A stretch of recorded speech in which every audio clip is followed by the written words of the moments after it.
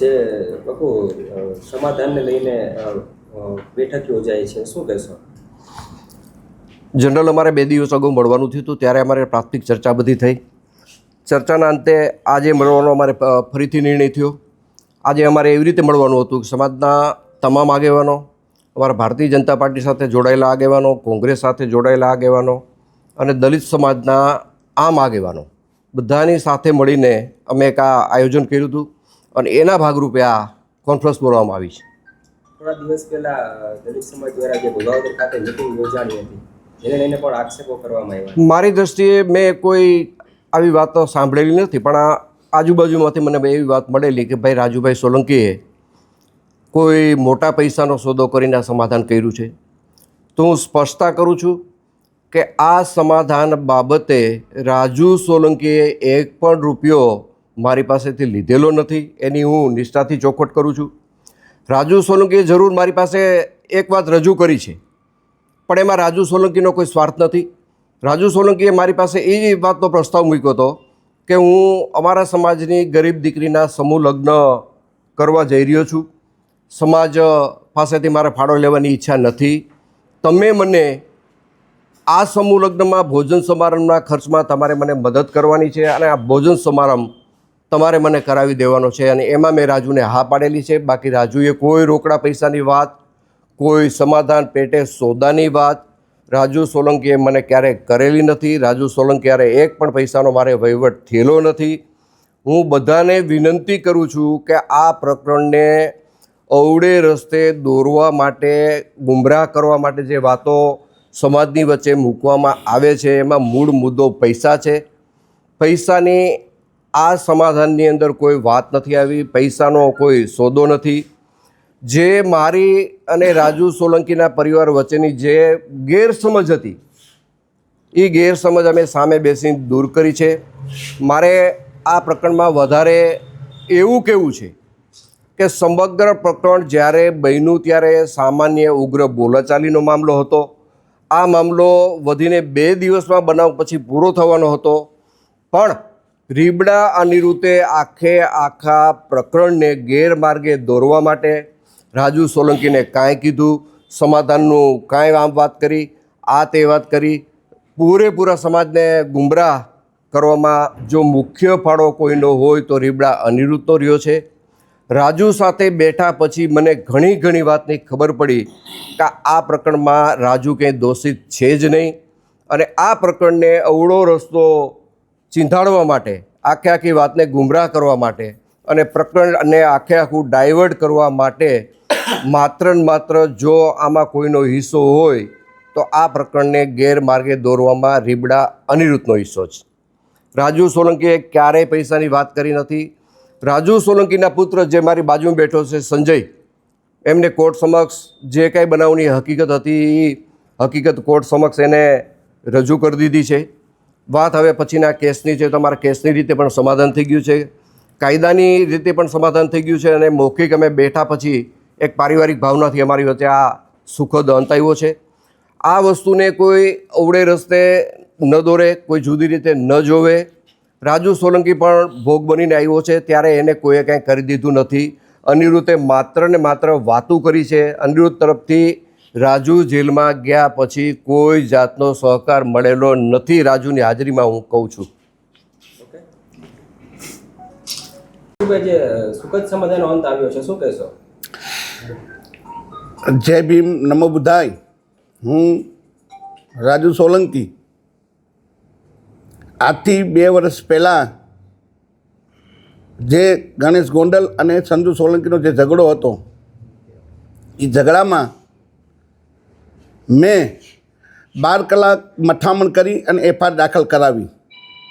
ત્યારે એક પણ સમાજનો આગેવાન મારી સાથે નહોતો. એફઆઈઆર લઈ ગયા પછી સંપૂર્ણ રીતે સામૂહિક આત્મહત્યાનું મેં અલ્ટિમેટમ આપેલ કે ગણેશ ગોંડલની ધરપકડ ના થાય તો અમે આખો પરિવાર આત્મહત્યા કરશું. એ આત્મહત્યાના સામૂહિક આત્મહત્યાના પ્રેશરમાં આવી સરકારશ્રીએ ગણેશ ગોંડલની ધરપકડ કરી. ત્યાર પછી હું રાજકોટ આવેલો, મારી બીપીની દવા ચાલુ છે.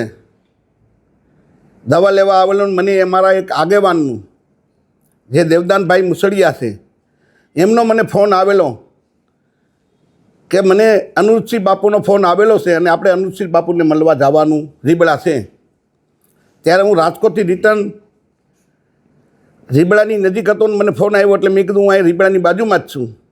ત્યારે યોગેશ ભાષા, પિન્ટુ બગડા અને દેવદાન મુસળિયા મને અનુજસિંહ બાપુ પાસે લઈ ગયા. અનુજસિંહ બાપુ પાસે લઈ ગયા અને મને એવું કીધું કે આપણે ગોંડલ જવાનું છે. જેમ જયરાજસિંહ જાડેજા અને ગોંડલ ગણેશ રીબડા આવ્યા અને અમારી આબરૂ કાઢી એમ આપણે જયરાજસિંહ બાપુની આબરૂ કાઢવા જવાની છે.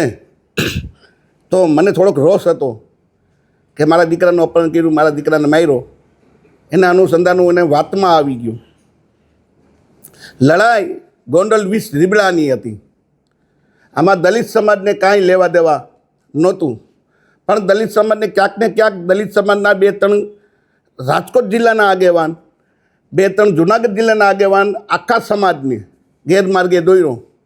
મારો સમાજ નિર્દોષ છે, મારા સમાજનામાં ક્યાંય દોષ નથી.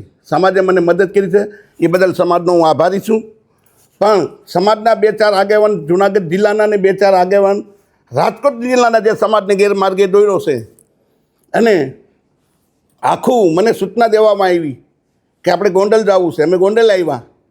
ગોંડલ આવી અને અમે જયરાજસિંહ બાપુની આબરૂ કાઢી અને જેમ અનુજસિંહ બાપુએ કીધું પ્રમાણે મેં બોલ્યા એવું વર્તન કર્યું.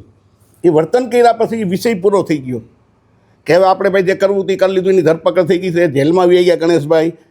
આપણે ત્યાં આપણે એન્ટ્રી પાડીએ એવા દલિત સમાજની તંગડી આપણી ઊંચી રહી ગઈ. હવે આપણે વિષય પૂરો કરવાનો. પછી મને સૂચના આપવામાં આવી કે હવે આપણે ગીતાબાને રાજીનામું માંગવાનું છે. સમાજના આગેવાન દેવદાન મુસળિયા, આ ભાઈ યોગેશ ભાષા, એ મને સૂચના, અને દિનેશ પાત્ર અને રાજુ સખિયા, આ મને સૂચના આપતા ગયા કે હવે આપણે ગાંધીનગર જવાનું છે. 2 લાખ બાઇકની મેં ચેલેન્જ કરી અને સમાજે મને સહકારે આપ્યો.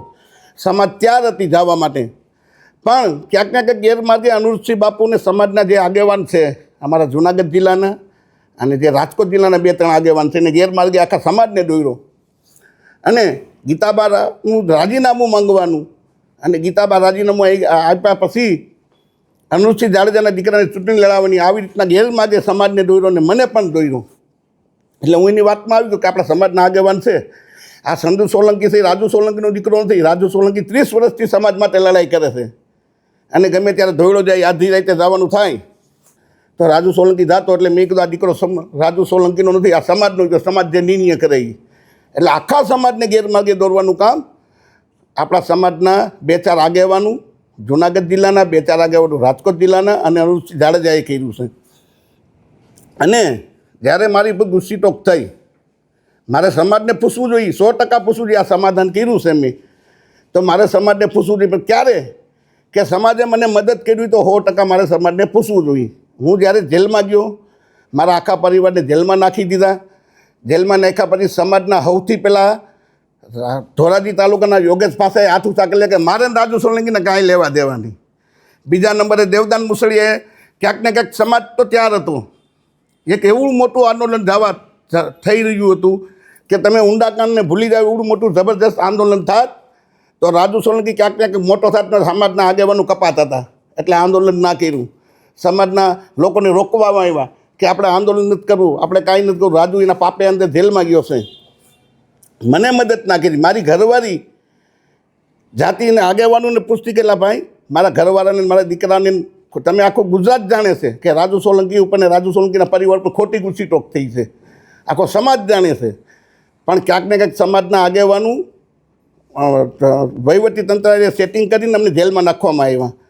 અને જેલમાં ગયા પછી સમાજના આગેવાનું જ અમારા જૂનાગઢ ડીવાયએસપીનું સન્માન કરવા શું કામે ગયા હતા ભાઈ તમે? કેમ કે આ જે જૂનાગઢના ડીવાયએસપી સાહેબ છે તમારા સંબંધી થાય છે. રાજુ સોલંકીને જેલમાં નાખ્યો એ બદલ સમાજના આગેવાનું, જે આ કહેવાતા આગેવાનોનું હું નામ દઉં છું, એ સન્માન કરો કે સાહેબ તમે બહુ સારું કર્યું, રાજુ સોલંકીને તમે જેલમાં નાખ્યું.